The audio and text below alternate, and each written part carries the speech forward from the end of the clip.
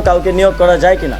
এবার head coach হাতুরুকে বহিষ্কার করে দেশীয় কোচ মোহাম্মদ সালাউদ্দিনকে জাতীয় দলের হেড কোচ করার সিদ্ধান্ত নিল নতুন ক্রীড়ামন্ত্রী আসিফ মাহমুদ। দর্শক, অভ্যন্তরীণ সরকারের অধীনে সবকিছুই নতুন করে পরিবর্তন হচ্ছে। আর এবার দেশের কোটি ক্রিকেট প্রেমীদের দাবি, জাতীয় দলের হেড কোচ চন্ডিকা হাথুরু সিংহেকে বহিষ্কার করতে হবে। কেননা বাংলাদেশের ক্রিকেটকে রীতিমতো ধ্বংস করে যাচ্ছে চন্ডিকা হাথুরু সিংহে।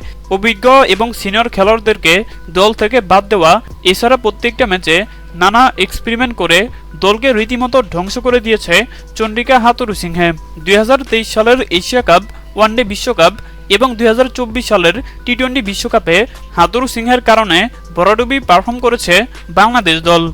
আর এবার নতুন ক্রীড়ামন্ত্রী হয়ে হেড কোচ হাথুরুকে বহিষ্কার করল আসিফ মাহমুদ।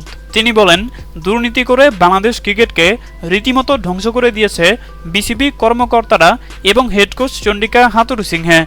আর তাই তো হাথুরুকে বহিষ্কার করে দেশীয় কোচ মোহাম্মদ সালাউদ্দিনকে জাতীয় দলের হেড কোচ করার সিদ্ধান্ত নিয়েছে। হ্যাঁ দর্শক, আপনাদেরকে বলছি, নতুন ক্রীড়ামন্ত্রীর এমন সিদ্ধান্ত আপনাদের কাছে কেমন লেগেছে এবং মোহাম্মদ সালাউদ্দিনকে জাতীয় দলের হেড কোচ হিসেবে দেখতে চান কিনা জানিয়ে দিন আপনাদের গুরুত্বপূর্ণ মতামত আমাদের কমেন্ট বক্সে। ধন্যবাদ।